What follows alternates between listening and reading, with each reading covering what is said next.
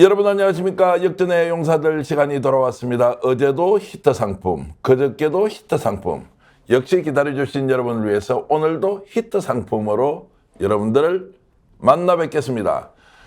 제목을 이렇게 붙여놓았습니다. 단독 이종섭 전 국방부 장관의 호주 도피 전모를 밝힌다. 역전의 용사들이 여러분들이 지금까지 단 한 번도 듣지 못했던 이종섭 도피 사건, 호주가 아니라 도주 사건에 대한 그 전모를 밝혀드리겠습니다. 채널 고정하시고요. 벌써 900명, 1000명으로 달리고 있는 역전의 용사들 애청자 여러분 대단히 감사합니다. 오늘 잘 들어오셨습니다.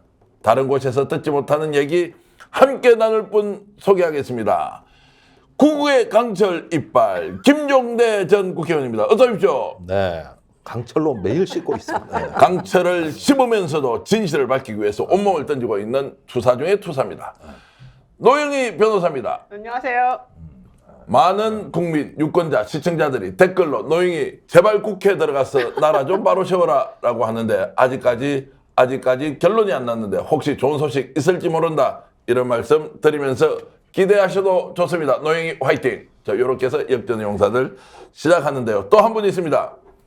비록 관종으로 관악의 종달새로 민주당 경선에 참여는 못했지만 억울하게 그것도 기득권의 벽에 부딪혔지만 드디어 방송에서 직접 진행을 맡아서 다시 태어난 임세현 소장 오셨습니다. 어서 오십시오. 네, 안녕하세요.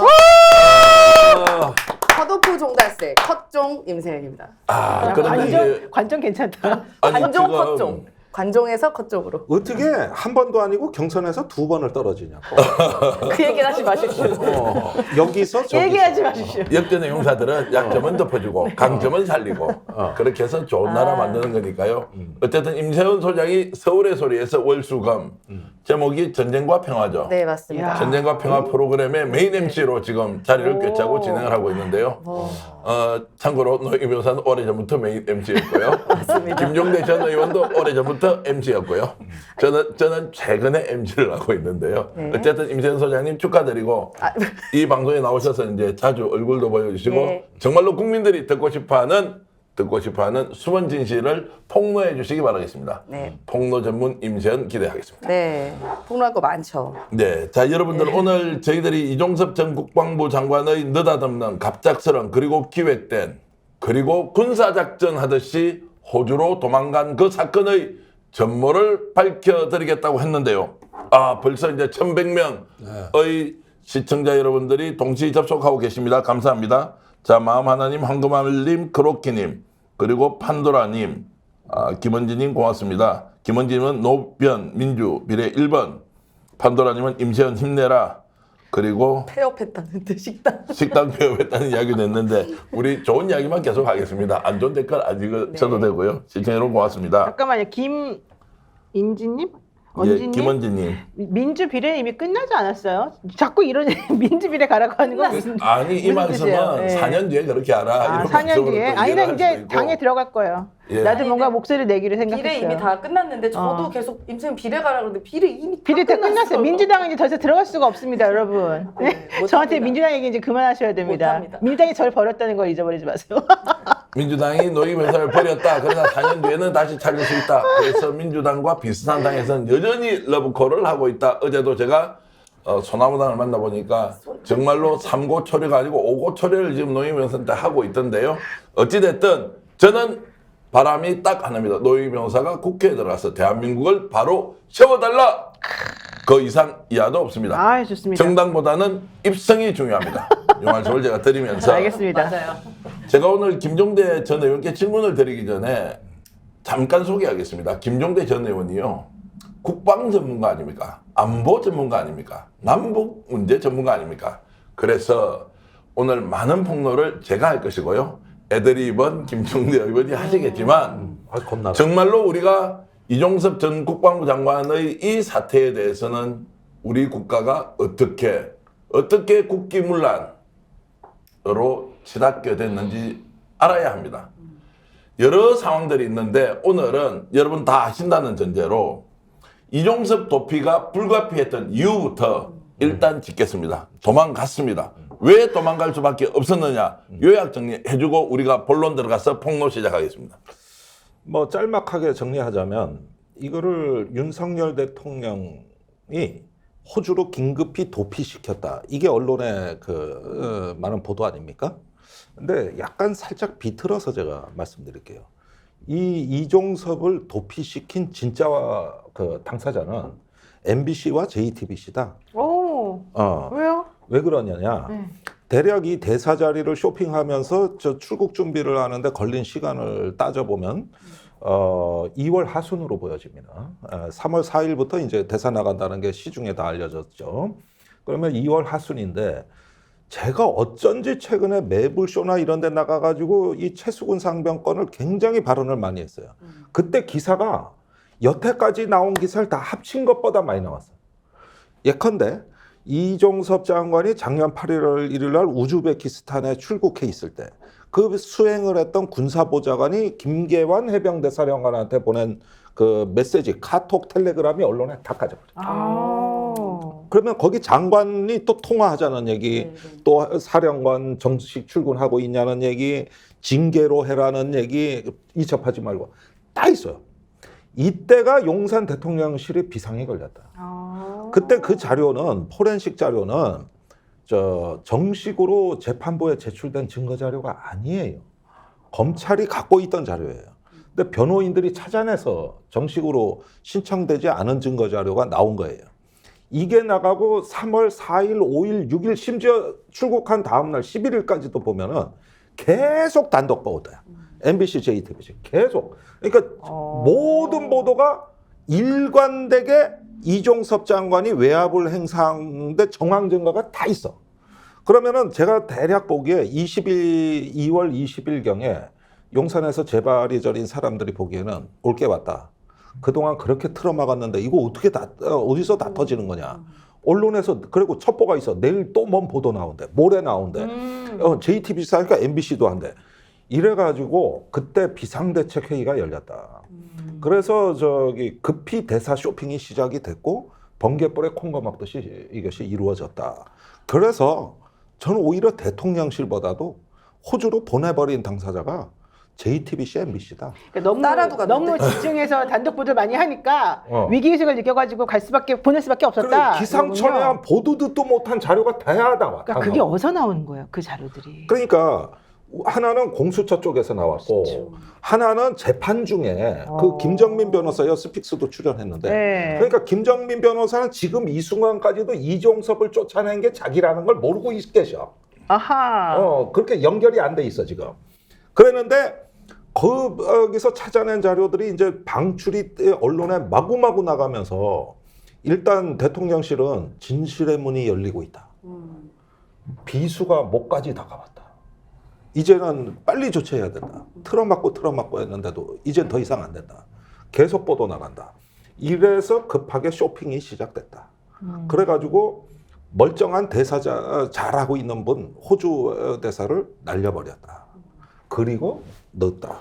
이렇게 스토리가 이루어진 거예요. 자, 그러면 지금 대통령실에서 이종섭 장관에게 누군가가 전화를 했을 것이다.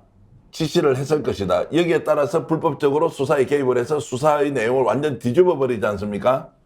자, 혹시라도 노영희 변호사님, 이종섭 전 국방부 장관이 단독으로 판단해서 야 이거 수사 잘못돼서 너희들 다시 해 이럴 가능성 있습니까 없습니까? 저는 완전 그런 가능성은 0% 마이너스라고 생각해요. 그분이 약간 쫄보예요. 네. 절대 그렇게 할 수가 없고요. 생각보다 약간 어리숙한 부분이 있어요. 초창기 때 그분이 나와서 발언했던 거라든가 이런 걸 한번 생각해 보시면 처음에 약간 단추를 잘못 깨가지고 그러니까 그쪽에서 보기에 말을 좀 스무스하고 세련되게 뭔가 정리를 안 해주고 그냥 약간 실험 비슷하게 있는 그대로 솔직하게 말하는 것 때문에 오히려 일이 망쳐졌다고 생각하는 부분들이 많았거든요.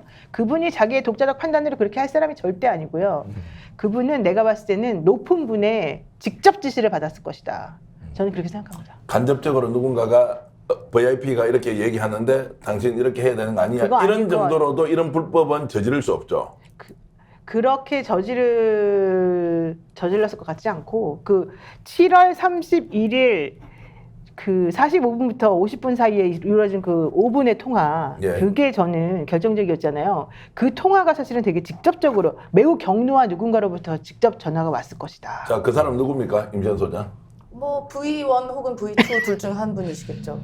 V2 요즘 뭐 헷갈려서 V1은 네. 누구 V2가 누군지를 얘기 좀 다 하자니까 아시지 않을까 싶은데. 네. V1이 대통령이고 V2가 김건희 여사가 아니 왜냐하면 V1, V2를 하면 네. 요즘 이걸 사람마다 다르게 얘기해서 사실 뭐 같은 몸 아니겠습니까? 예. V1, V2가 아니에요. 우리도 달라요. 또란 누군가에 의해서 아, 움직이는 분이 계시니 뭐 사실 암수 한 몸이라고 볼 수 있죠. 근데 뭐 하여튼 우리가 예측하기로는 둘 중 하나다라고 판단을 하는 거죠. 그리고 예. 실제로 포렌식을 해보니 800으로 시작되는 전화가 대통령실 전화라는 거 아니겠어요? 저도 제가 청와대 근무할 때 청와대에서 직접 전화 안 오거든요. 예. 직접적으로 그 번호를 안 와요. 근데 이걸 직접 받았다는 것이 사실상 누군가로부터 그 외압이 있었던 거 아니냐라는 반증이라고 저는 보고 이렇게 만약에 이 호주 대사를 내가 가고 싶다 가는 거 아니잖아요. 실제 기간이 남아 있으면 그러면 당연히 임명권자의 권한과 힘이 아니고서는 자기가 나 보내주세요 쫄르지 않고서는 어떻게 갑니까? 자 그렇게 보면 우리가 톡 까놓고 얘기를 해야 되죠. 전화한 사람은 윤석열 대통령이다라고 추정을 하고 있는데 아무리 생각해봐도 윤석열 대통령 아닌 사람이 전화했을 가능성이 너무너무 낮으니 일단 대통령이 전화했을 것으로 본다. 그리고 대통령이 전화를 했다면 왜 전화를 했느냐? 왜 경로를 했느냐? 뭐 이런 부분은 이제 정말 미스테리처럼 막 얽혀 있을 수밖에 없는데 조금 전에 임세현 소장이 하셨던 그 말씀 중에 약간 비유가 조금 맞지 않아서 제가 다시 정정을 하겠습니다. 정정을 하는데 어쨌든 대통령과 영부인은 일심동체다. 이렇게 제가 좀 정정을 하면서 방송을 해야 할 것 같고요. 네. 자, 김종대 의원님, 자 이런 상황에서 조금 전에 정황증거라고 했는데 실제로 이제 통화 기록이나 공수처의 수사 내용과 관련돼서 실제로 대통령실에서 직접 일반 전화로 했다라고 한다는 것은 증거라고 해야 되지 정황증거라고 우리가 표현을 하는 것은 약간 추론이나 추측의 영역 아니고 이거는 명백하게 증거가 나왔다, 에비던스 나왔다 이렇게 봐야 되는 거 아닌가요? 그 부분이 참 그거 그렇게 말하면 큰일 나요. 큰일 납니까? 그 부분이 쉽지 않은 부분입니다. 사실 그 대통령이 경로에서 국방부 장관 전화 연결해 이렇게 그 7월 31일 날 오전 회의에서 그렇게 했다는 거는 원래 제가 최초로 폭로했거든요. 네. 그리고 한 보름 정도 지나서 박정훈 내령 진술서에 똑같이 나오고 그 전 사이에 그 MBC 스트레이트에서 한번 보도할 때 그 있는데 사실 이제와 고백합니다만은 그 스트레이트의 기사 제보자는 접니다. 네. 그때 그 스트레이트 최초 보도가 그래서 나가고 대통령이 직접 전화했다면 이 말씀이었죠. 예. 그래서 뭐 이제는 숨길 이유도 없고 서울의 소리에선 직접 제가 폭로를 했고 그 다음에는 언론을 통해서 했고 그러고 나서 한 스트레이트 보도 이후에 일주일 정도 지나서 박정훈 대령 진술서가 공개됐어요. 변호인들이 공개를 했는데 거기에 제가 얘기한 거하고 똑같이 나와요. 그러니까 7월 31일 날 그 대통령이 회의 중에 경로에서 국방부 장관한테 이러면 사단장 누가 하라는 얘기냐. 그러니까 이러면이라는 거는 이첩하고 보직 개입시키면 이런 부분입니다. 그랬는데 우리가 하나의 어떤 진실을 추구하는 방법론에 있어서 먼저 가설을 먼저 세우고 이렇게 시나리오를 일단 구성해 보는 거예요. 그래서 박대령의 그런 어떤 진술 또 제가 수집한 정보 해가지고 이렇게 저기 시나리오를 짜놨는데 공교롭게도 그 뒤에 들어오는 각종 통화 기록, 포렌식, 그 다음에 어떤 저기 언론사의 단독 보도가 여기에서 어긋나는 보도가 한 개도 없었어. 네. 다 이 저기 빠져나간 레고 한 조각이 들어와서 이렇게 서서히 이렇게 맞춰보니까 맞춰지는 거예요. 그렇다고 해서 이게 다 입증된 건 아니죠. 그러다가 2월 하순에 와가지고는 너무 많은 저기 자료들이 방출이 되면서 언론사가 이제 단독 보도라고 제가 매불쇼 가서 이걸 2차, 3차로 떠들고 그러면서 이제 이종섭 장관에 대한 진실의 문이 열리고 있다. 이렇게 얘기를 했거든요. 그래가지고 이제 이 내용은 거의 모든 정황이 이제 보이니까 마지막으로 사실을 확정하는 건 이종섭 장관을 소환해서 거기를 수사해야 되는 건데 네.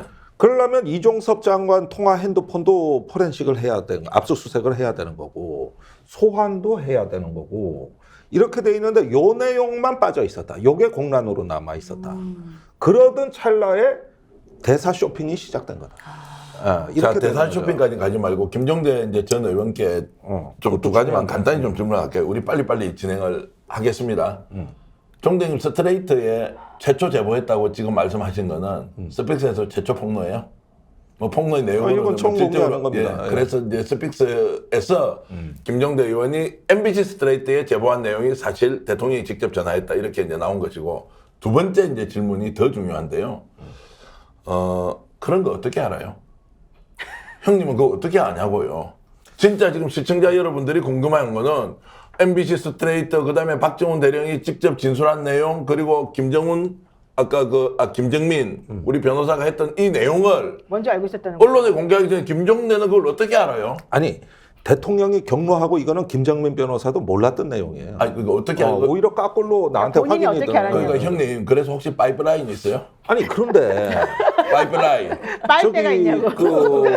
이 국방 분야에서 예. 특종을 써본 횟수는 저 따라오는 기자 그러니까 거의 없습니다. 질문에 대답을 빨리 하세요. 있는 거 안 보여. 어떻게 빨대가 아니 있냐고요. 군사 전문가 30년이 뭐 내가 뭐 고수 덮쳐서 된 겁니까? 뿌락치가 있는 건가요? 30년간 구축한 인맥이요. 그러니까. 인맥이 있다. 30년간. 그러니까 내부에서 나온 얘기다. 아니 쉽게 말씀을 드리면 자, 김종대 사단이 진실과 정의를 위해서 정말로 애국심으로 똘똘 뭉친 사람들이 있죠. 있죠. 그렇죠. 뭔가가 있죠. 그랬는데 그렇지. 자 이걸 보세요. 내가 지금 대통령실 경호실로부터 고발을 2건을 당해가지고 개고생하였잖아요. 예. 그러면 이게 폭로할 때 저라고 계산이 없었겠습니까? 분명히 고발 들어온다. 그래가지고 굉장히 고심 끝에 공개한 거란 말이에요. 그러면 또 노영희 변호사가 무료 변론 써야 되는데 내가 남에게 패기치기도 너무 싫고. 좋아. 난 너무 좋아. 그러면은 이걸 갖다가 아무리 그래도 그렇지 그 유튜브에 얘기하고 언론에 줄 때는 뭔가 책임감이 있는 거예요. 특히 나는 이번에 그 고발당해서 경찰서에가 조사받을 때 내가 섬찟한 게 있어. 내가 매불쇼, 스픽스, 오마이TV에서 한 거를 다 모니터링. 그 관심 주제에 대해서. 우리들이 한 것도 다 나오겠네. 지금 오늘 것도 모니터. 그래가지고 뭘 보여주는데 보니까 오마이뉴스, 매불쇼, 스픽스, 또 오마이, 매불쇼, 스픽스. 지금 이 방송도 저기 민감한 건 다 보고 있어요. 그러면 2월 하순에 매불쇼에서 내가 자신 있게 얘기했거든. 진실의 문 곧 열립니다. 두고 보십시오. 다 본 거예요. 그러면은 저기 내가 이제 여기서 이걸 어떤 아재들한테 자료와 구두로 듣잖아요. 그죠? 그랬는데 그때 당시에는 그쪽에서 내가 대통령을 언급한 거에 대해 가지고 너무 많이 나가셨습니다. 네. 그거 천천히 폭로해도 되는데 그래서 내가 한 일주일 고민했다. 위험은 내가 제일 크다. 24시간 안에 고발 들어올 거라고 예상하고 난 한 거다. 근데 지금까지 고발이 안 들어왔어. 유독 요건에 대해서만은 누구도 고발당한 사람이 없어. 이 대목인데요. 이제 이게 폭발력이 얼마나 많이 내재되어 있느냐는 이제 것이기도 한데 노임에서 이런 거 한번 여쭤볼게요. 대통령이 본인이 격려할 상황이 외부로부터 생겼어요. 그렇다고 하더라도 비서실장이나 아니면 국방비서관이나 이런 사람을 통해서 간접적으로 전언을 해야 하는데 이걸 직접 들고 다른 사람이 보는 앞에서 경로를 해버렸다. 자, 이 장면을 어떻게 설명합니까? 그러니까 저는 이해가 안 가는 거죠. 왜냐하면 정말 특수관계 아니면 그렇게 화를 낼 이유가 없잖아요. 실제 여기서 핵심은 임성근 사단장의 업무상 과실치사 혐의를 빼달라는 얘기거든요. 그렇죠. 그걸 빼야 돼. 근데 그걸 빼지 않고 그냥 있는 그대로 사실대로 보고서에 작성했다는 이유만으로 또 내지는 그것을 기자회견이나 이제 앞으로 그 언론에 말할 예정이었다는 것만으로 격려했다는 거잖아요, 대통령이. 그렇죠. 왜 격려하냐고요? 그게 비정상이죠. 그러니까 임성근 사단장이 도대체 누구길래? 그 사람이 부인도 아니고 동생도 아니고 형도 아니고 아무도 아니잖아요. 무슨 관계가 있는 게 꼭 지켜야 될 뭔가가 있지 않으면 화를 낼 이유가 없는 거예요. 그러니까 우리가 어떤 사람을 빼주고 뭐 하고 싶다고 할 때 혹은 우리가 백을 쓰잖아요, 보통. 백이라고 보통 이제 일반적으로 말하는 백을 쓰려고 할 때도 이유가 있어야 백을 쓰는 거잖아요. 임성근 사단장하고 대통령이 예를 들면 대통령이 임성근 사단장을 너무 좋아해. 내지는 뭐 친척이야, 아주 친한 친척이야. 아니면 정말 무슨 관계가 정말 은혜를 갚아야 되는 무슨 뭐가 있어. 이런 거 아니고서는 이렇게까지 격려할 이유가 전혀 없는 거거든요. 근데 우리 대통령님이 격려했다는 보도가 계속 나왔잖아요. 그리고 난 다음에 이런 일이 벌어진 거잖아요. 그리고 지금 인성사 단장은 지금 잘 살아 있잖아요. 그리고 그 일을 무마하려고 이용되었던 수많은 사람들이 지금 전부 다 공천받거나 해외로 도망가 있거나 신고했거나. 뭔가 지금 당근에서 받고 있는 거잖아요. 이 얘기 도대체가 특수관계 아니고서 설명이 안 되는 거고, 그렇다면 그 특수관계가 어떻게 형성되었느냐, 그 뿌리를 찾아내야 되는 거죠. 자, 뿌리 말씀하셨습니다. 대한민국에서 그리고 해외에서 이 방송을 보고 계신 시청자 여러분, 지금 오늘 우리가 이 토론을 이렇게 깊게 들어가는 이유는 분명히 그 뿌리가 있을 것이다. 왜 대통령이 격려를 했느냐. 그렇죠. 그 격려의 원인점, 뿌리를 찾아 들어가면 이 사건의 진실이 정말로 세상에 드러날 것인데, 자, 그 내용은 조금 이따 계속 이어가기로 하고요. 자, 그러던 중에 이종섭 국방부 장관을 해외로 도피를 시키잖아요.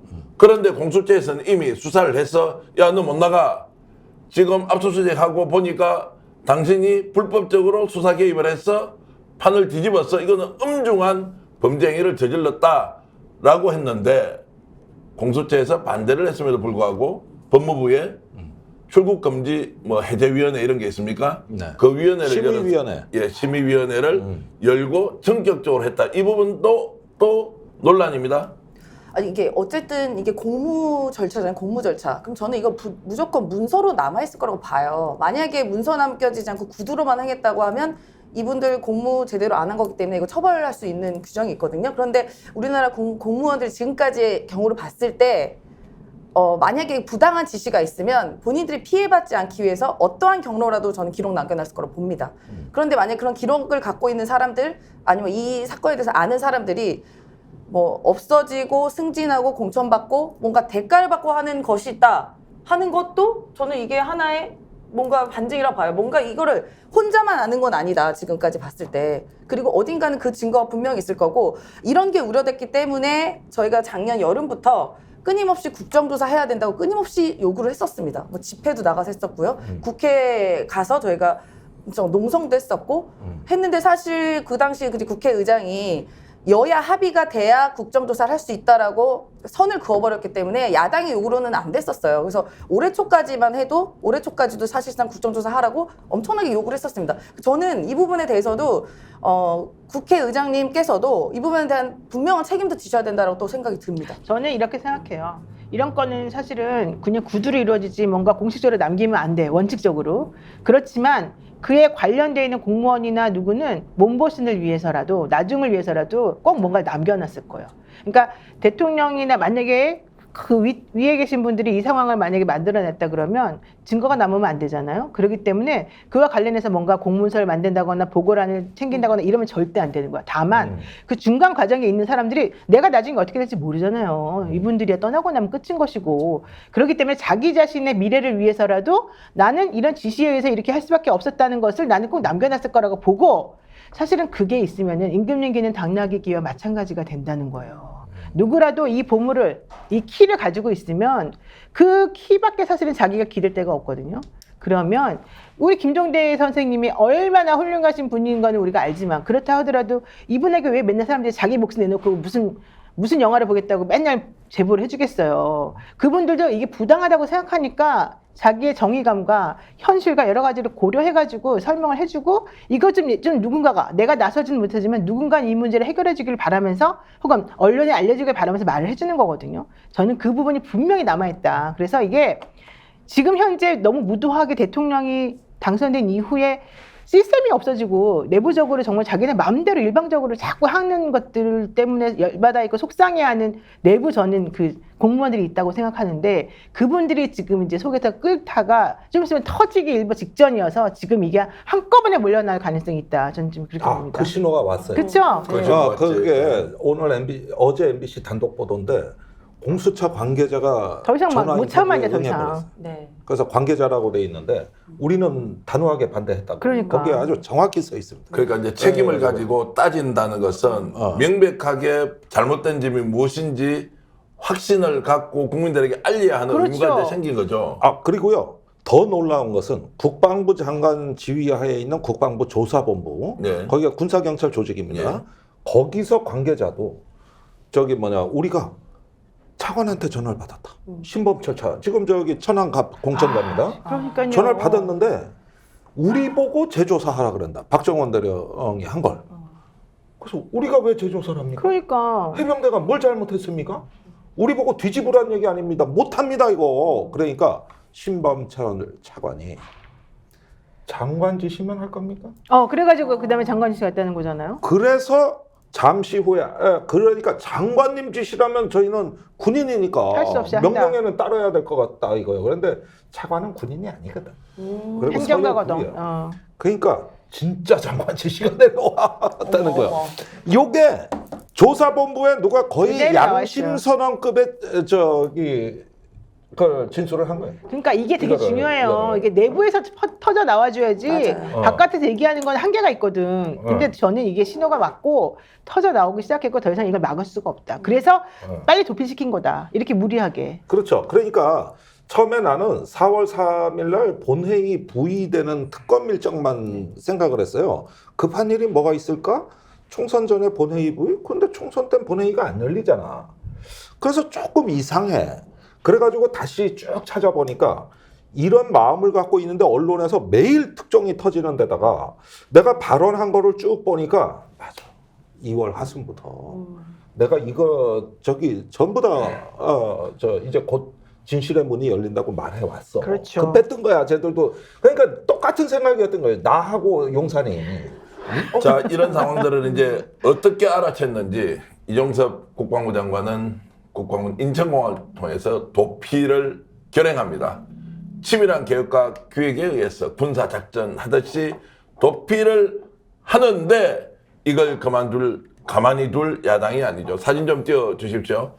다 몰려갑니다. 신장식 변호사도 보이고요. 홍익표 원내대표도 보이고요. 김병주 국회의원도 보이고 노정면도 보이고. 노정면도 갔습니까? 예.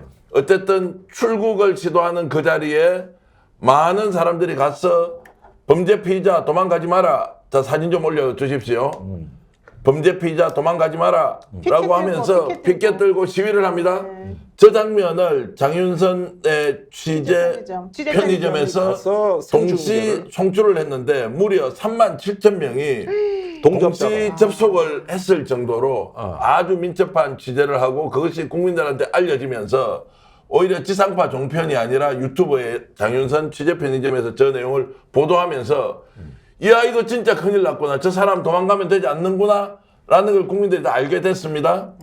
그런데도 도망가버리고 없었습니다. 어디로 빠져나갔는지 알 수도 없고요. 얼마나 개구멍으로 급하면. 들어갔잖아요. 개구멍으로 이른바. MBC가 잡았어요. 네, MBC가 어디로? 들어가 잡긴 했는데 이렇게 몰래 들어갔는데 아. 저는 이분이 어쨌든 군인 출신 아닙니까? 최소한의 군인으로서의 자존심도 없다고 봐요.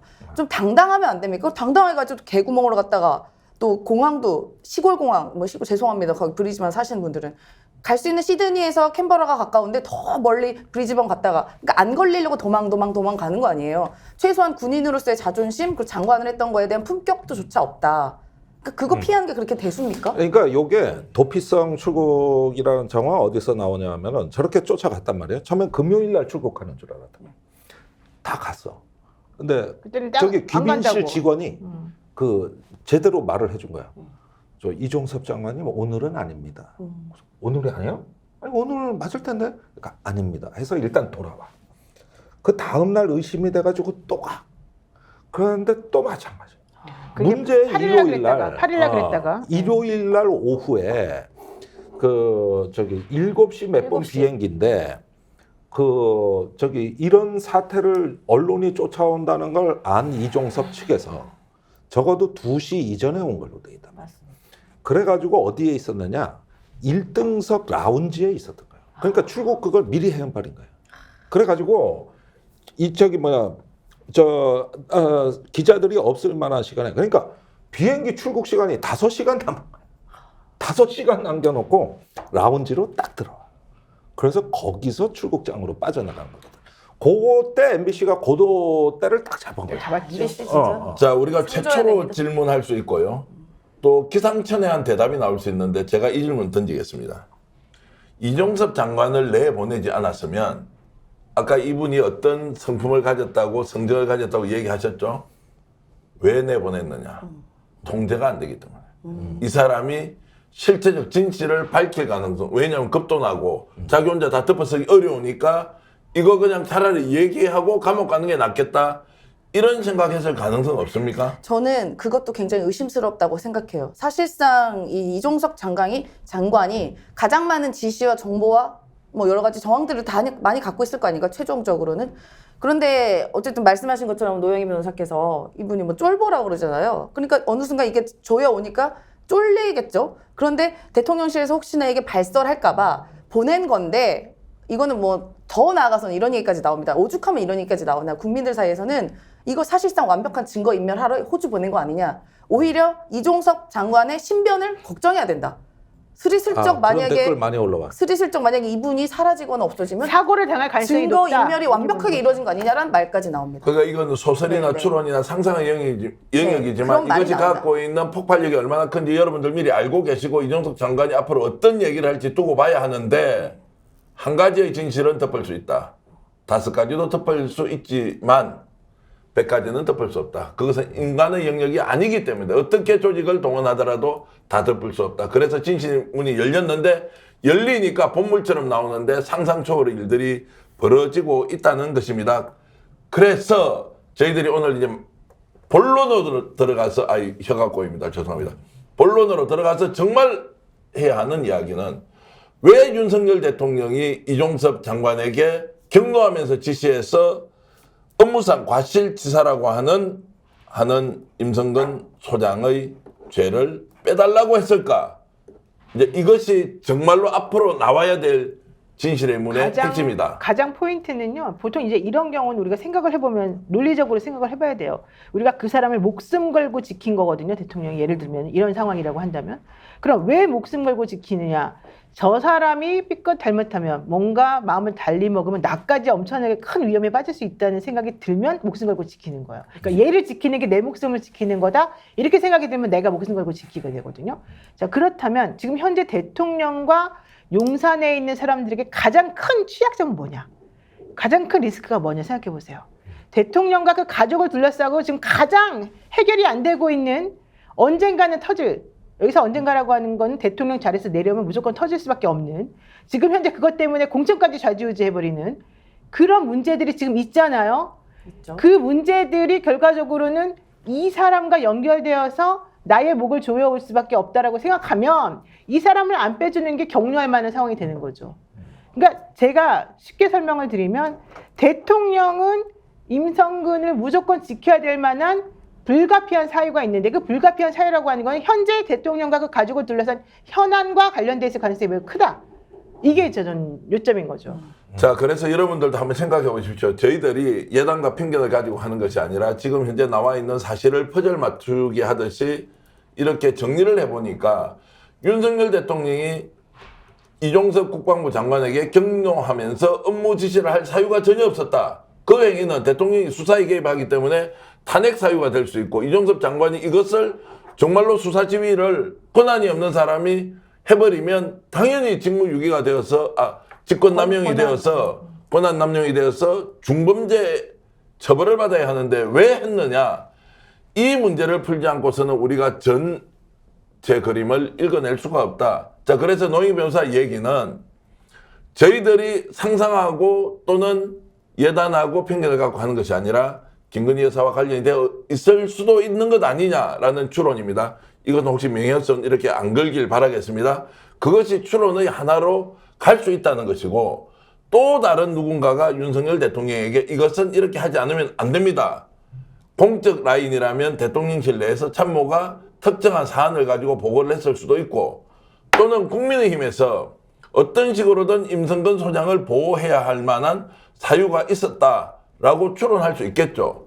또는 우리 천공 전문가로서 지금 대통령실의 고발에 의해서 조사를 받고 계신 김종대 의원이 폭로했던 천공과 같은 제3의 인물이 대통령에게 이 사람 과실치사 혐의로 넣으면 안 된다라고 부탁을 했거나 가족이 했거나 참모가 했거나 집권 여당에서 했거나 아니면 천공과 같은 제3의 인물이 했거나 모르겠습니다. 분명히 있었을 것이다. 그 사람이 누구냐. 이제 이런 것들을 지금 기자들이 계속 추적하고 있는 거 아닙니까? 김종대 의원님? 맞습니다. 공적인 라인은 우선 배제할 필요가 있겠습니다. 네. 예, 왜냐하면은 해병대 사령관, 해군 참모총장, 국방부 장관 지휘 개선의 완벽한 의견 일치로 그 해병대 수사단의 수사 결과를 인정하고 언론에 발표하고 해병대 1사단장 임성근을 보직 해임 조치하는 것까지 그렇죠. 완전히 의견 통일이 다 돼 있었다. 그러면은 군의 명령 체계 특성상 여기서 한 몇몇 개인이 이런 지휘 계통을 뛰어넘어서 그 저 대통령실에게 별도의 어떤 정보 제공이나 아니면 청탁이나 이런 걸 했을 가능성은 너무나 희박하기 때문에 일단 이건 가능성에서 제외하셔야 된다. 그러면 남는 거는 사적인 라인이 되는 거예요. 그런데 이 사적인 라인이라는 게 뭐냐면은 임성근 사단장이 지금 해병대에서 제가 정황으로 쭉 듣고 제보받은 바에 의하면은 그 7월 30날 그 저기 해병대 사령관이 일요일 날인데 장관을 찾아간 거거든요. 그때 동행한 사람이 박정훈 대령과 해군 참모총장이에요. 근데 굳이 일요일 날 찾아간 이유는 곧 장관이 주초에 출국을 해야 되기 때문에 그날밖에 빈 일정이 없었어요. 그러니까 긴급히 간 거라고 봐야 됩니다. 갔더니 이렇게 세 명이 찾아갔는데 장관이 있고 정책실장이 있고 대변인이 있고 참모들이 그 옆에 앉아 있고 군사보좌관이 있네. 그럼 총 7명이 됩니다. 그래서 7명이 있는 가운데 약 한 10여 분간 박정훈 대령이 보고를 하자 이종석 국방부 장관이 참모들 의견을 묻습니다. 우선 첫째, 해군 참모총장도 이거 이렇게 되는 게 맞죠? 그러니까 예, 제가 결재했습니다. 그러면 대변인 어떻게 생각하나? 그러니까 예, 사단장까지 수사 대상에 들어갔기 때문에 국민들이 성역 없이 잘 수사가 됐다고 굉장히 여론이 좋을 겁니다. 이렇게 답변을 하고 이게 진짜 키포인트네. 이렇게 답변을 하고 뒤이어 정책실장이 더 센 말로 그 잘 됐다고 칭찬을 해. 해병대가 정말 고생이 많았습니다. 그리고 이게 또 군사법제도가 바뀌어서 새로운 어떤 그 사법체계화에서 이거는 투명하고 또 국민들로부터 신뢰받을 수 있도록 잘 처리됐습니다. 그러니까 이종섭 장관이 그렇지 잘했어 이랬단 맞지? 말이지. 알았어. 동의가 다 된 거고. 성역 없는 수사에 다 그래서- 방점을 찍은 그래서 거잖아. 수사단장, 해군총장, 대변인, 정책실장 의견을 들은 뒤에 수고했다 하고 결재를 한 겁니다. 그러면은 공적인 라인에서 이게 뒤집힌다는 건 있을 수도 없고 그렇게 해서 뒤집히는 군대라면은 국가안보 못 맡깁니다. 그렇죠. 그러면은 저기 여기서는 종결이 된 거고 이튿날 31일 날 사건이 벌어진 거예요. 그게 11시 45분입니다. 그렇죠. 그 전에는 뭐가 있었냐면 대통령실에서 회의가 열리고 있었던 건데 그럼 임기훈 국방비서관이 현안 보고 때 이 수사 결과를 보고했는데 어떻게 대통령이 알고 막 야단을 치고 그 즉시 막 그 대통령실에 나가 있는 해병대 대령이 막 전화해서 수사 자료 보내라. 막 난리가 났죠, 그때. 불법 이제 요구를 하는 거지. 이래지 막 전화가 폭주하지. 장관 전화가 오지. 이걸 해병대 사령관이 아마 수십 통을 받은 것 같아. 내가 그 저기 재판부에 나온 거 기록상으로는 문자 포함해 짧은 시간 안에 17개. 17개. 벌집 쑤신 듯한 거 보지. 그런데 국정감사 가서 뭐라 그랬습니까? 대통령실에서 지시받은 거 없다. 거짓말을 시작했단 말이죠. 한두 개가 아니에요. 거짓말이. 그러니까 이종섭이 여기 앉아 있으면 무슨 일이 있냐면은 기자들이 이런 거를 왜 번복했습니다가는 주관적 질문을 안 해요. 국정감사 때는 이렇게 없다고 답변하셨는데 기록에는 이게 나왔습니다. 왜 이렇게 된 겁니까? 이렇게 질문이 들어오는 거예요. 버티질 못하는 거야 이종섭이 이때. 이걸 어떻게 버텨? 못 버텼어요 그 사람이. 그래서 막 그 2월 말에 보도가 쏟아질 때 대통령실은 드디어 이종섭한테 취재망이 좁혀 들어갈 거다. 공수처도 좁혀 들어가. 이렇게 된 거예요. 그래서 그날 그 저 7월 30날하고 31일 날 대통령이 경로했다는 거는 모든 사건의 8, 90%가 그거예요. 그렇죠. 나머지는 그냥 그거에 따라서 부수적으로 벌어지는 파생된 결과고 징후에 불과한 것이지. 핵심은 왜 경로했나? 왜 경로했느냐? 요겁니다. 요거. 자, 저는 저런 설명을 어떻게 저렇게 논리적으로 잘 하시나 이런 생각이 들면서도요. 시청자 여러분, 김종대 구국의 강철 이빨, 김종대의 정보력을 한번 보십시오. 언론에 보도되지 않고 이 내용을 사전에 다 알고 있고요. 그 당시에 이종석 국방부 장관에게 보고했던 사람이 누군지 어떤 말을 했던지 이거 지금 소설이 아니고요. 진실입니다. 여러분 들어보시는 김종대 의원의 저 내용 놀랍지 않습니까? 제가 질문 다시 드리겠습니다. 노영희 변호사님. 자, 그렇다면 보고를 해서 공적 라인에서는 수사를 그렇게 진행하기로 했는데 그 다음날 윤석열 대통령이 경로하면서 전화를 하잖아요. 그러면 제가 폭로 예비 폭로처럼 한번 해볼게요. 임성근 소장이 그 당시에 해병대 사령부의 참모장이었죠. 아니 일사단. 사단장. 구명운동을 했다는 거 아니에요. 이 사람이 그것은 추론할 수 있는 거 아니에요. 자기 친척이 사촌형인가가 검사장이에요. 맞아요. 이 임성근 사단장의 사촌형이 맞아요. 검사장이어서 네. 검사장 라인을 통해서 뭔가 구명운동을 자기가 먼저 해야 된다고 스스로 생각을 해가지고 조금씩 이제 하고 있었다는 거고. 네. 그런 이야기가 있어요. 이야기가 하고 있었다는 거고. 이제 그게 다 뇌피셜입니다. 예. 또 하나 중요한 건 얘기가 들어가니까 그때까지만 해도 이 사람한테 이렇게까지 할 줄을 몰랐던 거예요. 이 위에 계신 분이. 그래서 당연히 그런 얘기가 들어왔을 때, 이건 저의 뇌피셜입니다. 얘기가 들어왔을 때 걱정하지 마. 그렇게까지 안 해. 너는 안전해. 문제 없을 거야. 이렇게 이제 생각을 하고 안심을 하고 있었는데 갑자기 그날 보고를 하는데 7월 31일 날 오전에 보고를 하는데 본인이 생각했던 것하고는 완전히 다르게 이 사람까지 집어 넣어가지고 지금 문제가 생겼다는 걸 그때 깨달은 거죠. 그러니까 와 이것들이 미쳤구나 라고 생각할 수 있지 않겠습니까? 그러니까 경로가 된 거죠. 본인은 원래는 그 전에 그분이 나름대로 가지고 있는 정보력이 있고 그분이 원래 청와대 근무할 수 있는 이게 원래 엘리트였었잖아요. 본인이 가지고 있는 이거가 되게 프라이드가 높은 사람이었기 때문에 날 여기서 이렇게 안 하겠지라고 생각을 하고 있었던 것 같아요. 서로 믿고 있었던 것 같아요. 그러면서 뒤를 자기는 나름대로 안전하게 로비를 해놨다고 생각을 했을 거예요. 제가 봤을 때는. 이건 다 추측이니까. 그랬는데 그러니까 여기서도 그래 걱정하지 마. 여기까지 얘기가 됐겠죠? 그런데 딱 놔보니까 이게 아닌 거라. 완전 180도 다른 거야. 그러면은 이 높으신 분 입장에서는 와 내가 창피해. 내가 누군데 일을 이따위로 처리해? 얘 하나를 내가 지금 못해? 이렇게 되면서 중간에 분명히 격려할 수밖에 없는 그 문제가 자기네들이 계산했던 거 안 맞았기 때문에 더 많이 화가 나서 이렇게 일이 벌어진 거라는 거죠. 아마 이제 이 말씀을 하고 나면요. 많은 분들이 특히 이해 당사자들 이 사건과 연루되어 있던 분이 아마 오늘 스픽스 역전의 용사들을 보실 것 같은데요. 자, 이 말씀은 아는 친척 중에 검사 출신이 있었는데 여기를 통해서 본인을 구명을 했을 가능성이 있다라고 이제 내피셜로 말씀을 가능성 얘기한 하셨고 거죠. 예. 그런데 전혀 뜻밖의 임성근 소장이 자신의 지인 중에 어떤 사람이 혹시라도 바로 부탁을 해서 먹혀 들어갔다 이렇게도 김종대 구구의 강철 이빨 형님 추론할 수 있습니까 없습니까? 아니, 자꾸 유도 질문하는데. 그거 가능성이 높죠. 그랬을 가능성이 이 사람이 구명 로비 엄청 했다는 것은 지금 다 나오니까. 정황적으로도 충분히 우리가 아니 추론할 수 있고요. 그거는 제가 해병대 쪽에서 들은 이야기예요. 예. 그런데 이제 7월 30날 장관 보고 가기 전에 이 구명의 시작은 이렇게 되는 건데 해병대 사령관이 임성근 사단장을 면담을 합니다. 그런데 거기서 오늘부로 관저 대기를 하고 부대는 출근하지 마라. 이 말은 보직해임 통보예요. 그렇죠. 정확히 말을 이렇게 했다고. 그러면은 해병대가 그냥 보직해임 공식 통보하면 되는데 말을 왜 그렇게 했느냐? 해병대는 행정단위가 해군에 소속된 군이에요. 그러니까 해병대 지휘관은 보직해임 권한이 없어.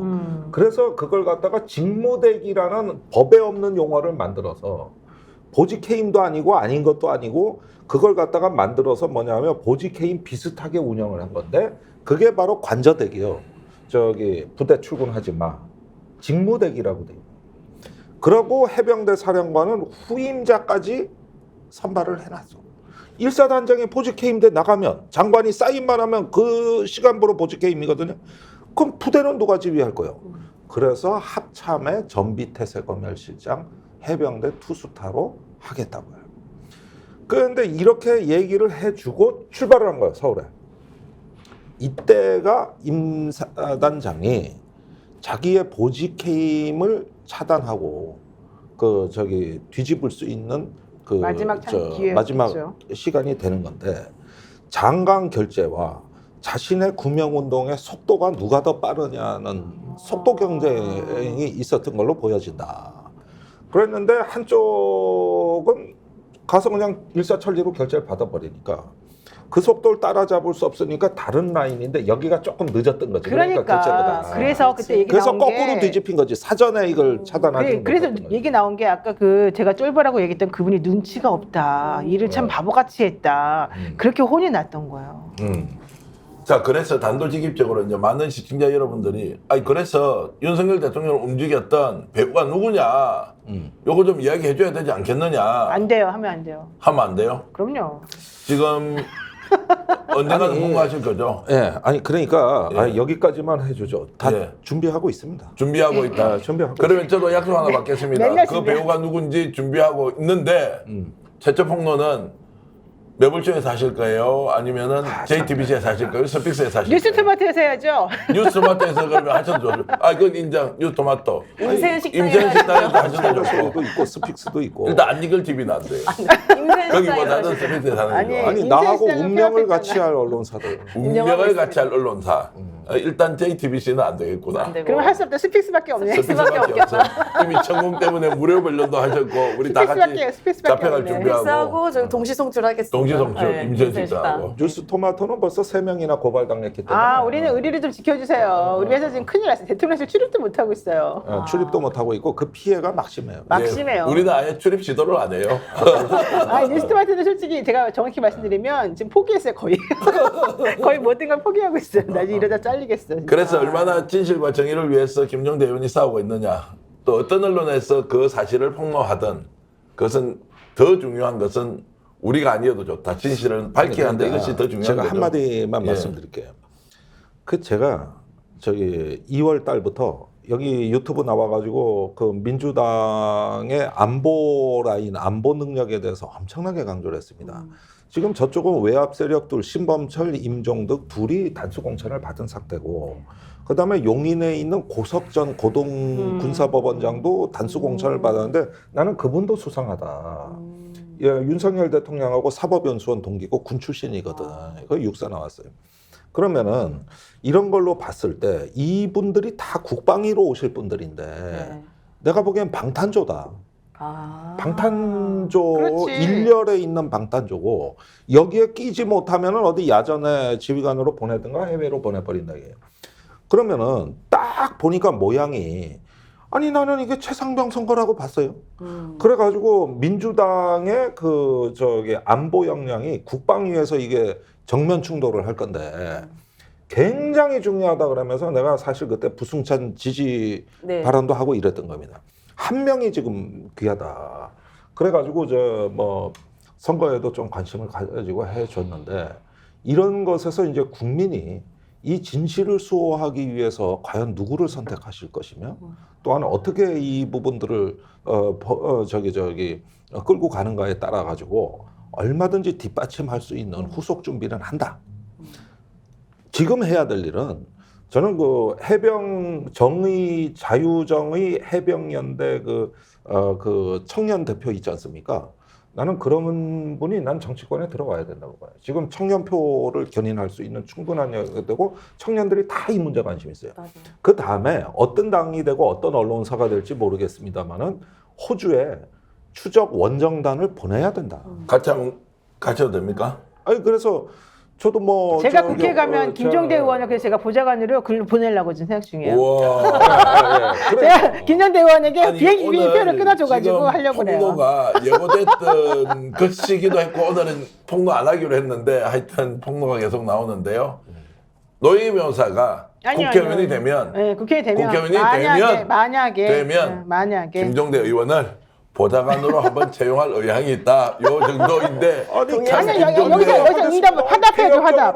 아니 화답. 이걸 진실을 밝히기 위한 것이라면은 내가 4년 내 보좌관 할 필요 없어. 여기 진실 밝힐 때까지. 그렇죠. 밝힐 때까지. 그 진실 못 밝히면 그러면 4년 동안 역사상 계속 최초로 국회의원 출신 보좌관이 탄생한. 그렇지. 내가 왜안 되냐? 아니 오늘 이 지금 대목은 하이라이트 의원님. 나가면 완전 히트인데 하이라이트 김 나가면 보좌관입니다. 히트라고. 노영희 변호사 국회의원 되면 김종대 전 국회의원이 역대 최초로 보좌관 생활을 한다. 국회의원 출신 보좌관으로. 와, 국회의원 대단하네. 출신 보좌관이다. 야, 그럼 노영이 국회의원 돼야 되겠다. 안 되면 절대 안 되겠다. 아유 가나 그래서 됐었어야 되는데. 아, 이거. 자, 그래서 지금 이런저런 것들을 종합해서 여러분들께 정리하겠습니다. 윤석열 대통령이 이종섭 국방부 장관에게 경로하면서 전한 것은 사실이다. 윤석열 대통령을 움직였던 누군가가 있었다. 임성근 소장은 자신이 살기 위해서 구명활동을 엄청 한 것 같다. 최고의 정점은 그 피라미드 같은 삼각형에서 정점이 누군가 존재했던 것은 분명한데 그 정점이 정황은 있으나 증거가 아직은 좀 부족하다. 끊임없이 언론이 찾고 있다. 또 그 언론과 함께 김종대 전 국회의원이 뛰고 있다. 그 정점이 누구냐? 제가 이제 말씀드리겠습니다. 여러분의 머릿속에 있는 바로 그 사람입니다. 그 사람도 있고 그 사람과 연결된 누구도 있습니다. 그 연결된 누군가가 나오면 세상이 발칵 뒤집어질 것인데 토론을 더 강하게 하기 위해서 자 이번에 이 사건이 총선에 그러면 어떤 영향을 미치고 있느냐 나라가 발칵 뒤집어졌습니다. 노영희 변호사 이게 이제 총선에 어떤 영향이 옵니까? 아니 이제 더 이상 못 참는 거죠 사람들이. 이게 엔간해야 참죠 솔직히 말해서. 사실 이 사람을 호주 대사로 임명해서 이렇게 도망치듯이 내보내지만 않았어도 이렇게까지 저는 이게 폭발력을 갖지 않을 수도 있다고 봐요. 지금 시간이 천천히 흘러갔을 수도 있어요. 근데 그렇게 이 사람을 꼭 내보냈어야 되느냐? 꼭 그렇게 개구멍에서 이렇게 왔다 갔다 하면서 모두에게 숨기고 거짓말로 이 당분간 추가 안 할 겁니다. 이 사람 임명 일자는 좀 다시 조정하겠습니다. 이래놓고 바로 그 다음에 이렇게 딱 내보내고 이제 더 이상 참을 수가 없는 거야. 이런 식으로 이 증거인멸하고 범인 은닉하고 도피시키고 이게 말이 되느냐. 그동안에 그렇게 입으로 부르짖었던 공정과 상식이라는 게 과연 이거냐. 이제 더 이상 못 참겠다. 이거는 총선 지금 이 즈음에 터트려서 이거 해결하지 않으면 아무것도 안 된다. 특히 대통령이 그동안 계속해서 특검 거부권을 대통령의 권한을 막 행사해왔기 때문에 그걸 해결할 수 있는 방법은 하나밖에 없어요. 200석을 넘겨버리는 거예요. 야권이 연대하면은. 그걸 만들어주자라고 하는 쪽으로 저는 이제는 들불처럼 번져나갈 거다. 그래서 그거를 여러분들에게 자꾸 얘기를 하고 이번에 총선 나가시는 모든 분들은 하나의 횃불을 들어가지고 모두들 여기서 붙어라. 우리 다 같이 한번 싸워보자. 이걸로 저는 가야 된다고 생각해요. 자, 국민의힘에서 이거 좀 반론 좀 하려고 하다가 오늘 윤재욱 원내대표가 그냥 뭐 발표하려고 하다가 속 그냥 들어가 넣어버렸어요. 버렸죠. 괜히 이거 뛰었다 큰일 나겠다 아니 지금 싶어서. 보수 언론도 우리 편이에요. 예. 지금 국민, 세계, 한국일보, 뭐 조선이야 뭐 그냥 대충 퉁치고 넘어가지만 심지어 동아일보까지. 동아랑 중앙이 또 조금 센스가 네. 달라졌어요. 그런데 언론 전체가 이건 잘못됐다는 데 대해서는 거의 합의가 돼 있습니다. 그런 보수 언론도 지금 정보 보고를 받을 거 아니에요. 그 정점 아까 제가 말씀드린 삼각형 피라미드의 그럼요. 정점이 누군가 있다라는 것을 추정이지만 계속 정보 보고가 올라오고 있을 것이고. 자 이렇게 되면 이제 임시현 소장, 자 총선에서 민주당은 이제 선기를 잡고 정말로 범야권 연대가 200석까지 간다 이런 기대를 할 수도 있습니까? 당연하죠. 저는 이 건이 만약에 우리가 생각했던 그 사람들이 관여가 됐다면 이제 국민들은 사실 이 디올백보다 폭발력 더 클 거라고 봐요. 그러니까 디올백 같은 경우는 영상에 나오는 명확한 증거가 있었지만 그래도 약간 개인의 비리 그리고 어차피 김건희 씨 저럴 줄 알았어라는 약간의 뭐 포기의식 같은 게 있었었는데 이 최상병 문제 같은 건 국가기강 특히나 우리 휴전 국가인 우리나라의 안보 체계가 흔들리는 문제거든요. 그리고 이 문제는 또 보수에서도 굉장히 민감한 군 문제, 특히나 해병대 문제 이 부분이 걸려 있고 그 정점에는 군대 안 갔다 온 대통령의 이상한 사적인 감정과 뭔가가 포함되어 있다는 게 만약에 알려지게 되면 이거는 보수조차에서도 용서할 수가 없는 겁니다. 그러면 당연히 야당이 뭐 150석 갖고 되면 만약에 특검 올리면 또 거부할 거 아니에요. 거부조차 못할 수 있게 심지어는 이 사건이 탄핵까지 갈 수도 있는 숫자를 만들어줘야 그 모든 것이 해결이 될 거기 때문에 저는 이 부분이 굉장히 파괴력이 있다. 제가 생각됩니다. 진짜 말씀드리고 네. 싶어요. 저는 그동안 정치 안 한다고 계속 말씀드렸지만 요즘 자꾸 생각이 바뀌는 게 200석이 넘어가야 돼요. 그래야지 뭔가를 할 수 있어요. 왜냐하면 예를 들면 문재인 대통령 같은 사람은 권력을 그렇게 막 남용하지 않잖아요. 예를 들면. 그러면 그냥 적당히 180석만 있어도 그냥 대강 여기서 국회에서 나오면 그걸 존중해서 해결한단 말이죠. 우리는 그게 너무 익숙해져 왔잖아요. 대통령, 윤석열 대통령도 그럴 줄은 알았어요. 근데 그보다 조금 더 심하더라도 설마 이렇게까지는 아닐 줄 알았는데 지금 하는 거 보면 절대 아니라는 걸 깨달았잖아요. 그러면 할 수 있는 방법은 한 가지밖에 없어요. 실력 행사를 보여주는 거예요. 우리들이 실력을 행사하면 당신이 아무리 꼼수 부리고 해봤자 소용없다. 우리들이 뭉치고 우리들이 지금 공정과 정의가 뭐라고 너에게 알려주면 너는 이게 무엇인지 깨닫고 좀 제발 정신 차려라. 이걸 보여주는 수밖에 없는 거죠. 그렇게 하는 건 결국 이번 총선이다. 다 뭉쳐야 됩니다. 자, 이제 이렇게 보면서 분노하고 그리고 국민들에게 정말로 진실을 알려야 하는 정의감을 이렇게 불태우는데 그럼에도 불구하고 김종대 형님, 나라를 위해서 지금이라도 국민의힘이 대통령실이 이거 이렇게 잘못되었다 수습하고 그리고 군의 기관, 그리고 안보의 체계, 그리고 군의 독립적인 수사, 존중 이런 걸로 전환하는 방법은 없습니까? 그러니까 원래는 그렇게 됐어야 되는 예. 사안인데 이미 시간이 너무 지났고 그동안 하도 해놓은 거짓말이 많아가지고 뭐 되돌리기에는 이게 뭐 한두 명이 문제되는 구조가 아니라 너무 일파만파 거짓의 왕국이 강고해졌습니다. 그러니까 노영희 변호사 말대로 이건 정치적으로 해결하는 수밖에 없다. 그러니까 특검을 할 수 있는 야당의 역량 외에는 이제는 기대할 게 없다. 그렇죠. 공수처도 느려 터져서 안 된다. 공수처는 너무 안 된다. 바뀌잖아요. 이런 것이고 나는 대한민국 부모들에게 호소하고자 하는 건 뭐냐면 우리가 이런 군의 사법 질서를 만든 거는 과거에 윤승주 일병 사망 사건, 또 3년 전에 이해람 중사 사망 사건 이런 게 있을 때 제가 2번 다 국방부의 혁신위원회에 들어가가지고 정말 고생 많이 했습니다. 특히 3년 전에는 이해람 중사 사망 사건이 있고 나서 제가 사법분과위원장으로 16명 변호사들, 법무관들 데리고 일을 했는데 108일간 일에 우리가 108번 내라 그래. 그때서 만들어진 게 오늘날의 경찰로 사망 사건을 이첩하는. 그래서 군이 다시는 사건에 개입해서 제 식구 감싸기를 못하게 하는 거를 그때 국민 지지 87%를 받고. 만들어냈죠. 그리고 모든 여야가 박수를 치고 해가지고 우리가 안을 만들고 그게 국회에서 입법화된 거예요. 그 뒤에 첫 번째 사망 사건이 바로 최상병 사건. 이게 첫 번째야. 그런데 이 첫 번째 사건을 여태까지 있던 법 질서를 아랑곳 안 하고 수사를 방해하고 뒤집으면서 제 식구 감싸기를 했다? 절대로 하지 말라는 일을 절대로 한 거예요. 그러면 이거 못 바로 잡으면은 우리 이 군사법의 흑역사, 암흑의 역사가 또 10년 갑니다. 그 사이에 우리가 얼굴도 모르고 이름도 모르는 사람들이 죽어나가요. 그러면은 지금까지 장병들의 이해람, 윤승주 그 장병들의 피와 희생으로 그 많은 고난과 시련을 딛고 우리가 10년 넘게 노력해서 만든 군사법 질서입니다. 이게 지금 도전받고 있다는 이거예요. 그러니까 난 윤 대통령 탄핵하고 처벌하고 이런 건 정치권이 알아서 하라 그래. 그러나 이 나라는 이런 보수 진보 정권을 막론하고 끊임없이 관통돼 오면서 한 번은 보수 정부에서 한 번은 진보 정부에서 이어져서 쌓인 개혁이 오늘날 우리가 보는 거고, 내가 그때 이걸 정군을 교육시켰다고, 새로운 법 질서를 이제 그러면서 혁신위원장하고 정군을 교육시키면서 저기 3군의 수사 실무자들 다 불러들였다고, 국방부로. 그때 와서 교육받은 사람이 박정훈입니다. 그러니까 무슨 얘기냐 하면 이제 새로운 질서가 나왔기 때문에 이런 새로운 질서, 역사에 맞는 걸로 이제 수사 실무자들이 사명감을 갖고 해달라고 부탁을 하고, 우리가 그러고 위원회 해산을 하고 나온 거예요. 저 박정훈은 죽은 이해람 중사가 지켜주는 거예요. 죽은 윤승주가 박정훈을 지키고 있는 거고, 그 사람들의 피와 희생과 지금 저 고난이 이제 정의를 향해 가는 이 거대한 서사를 구상하고 있다는 거, 이 점을 반드시 국민들이 아시고 도와주십시오 하는 거죠.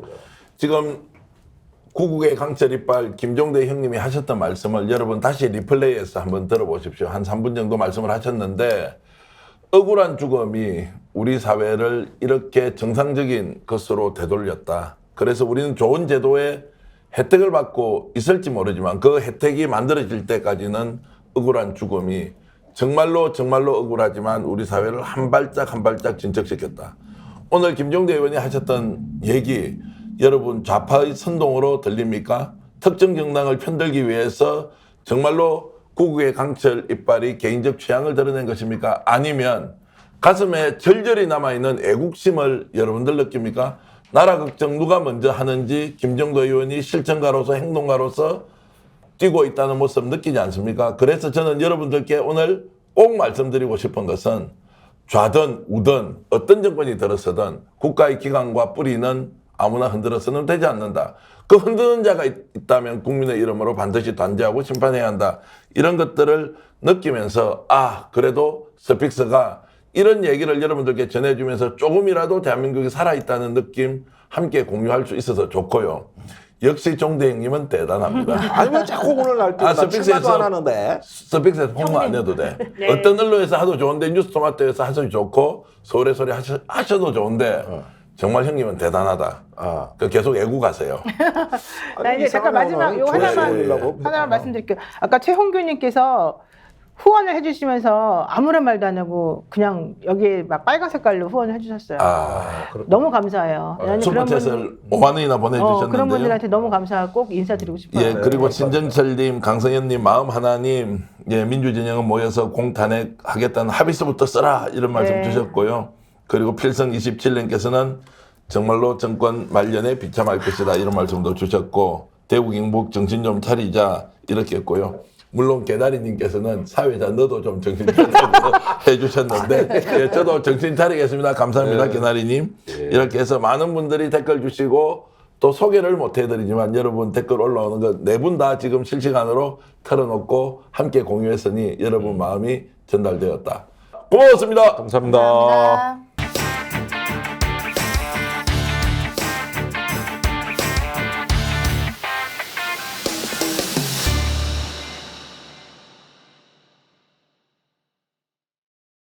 스픽스는 말하는 언론입니다. 대세는 유튜브, 그중에서 스픽스.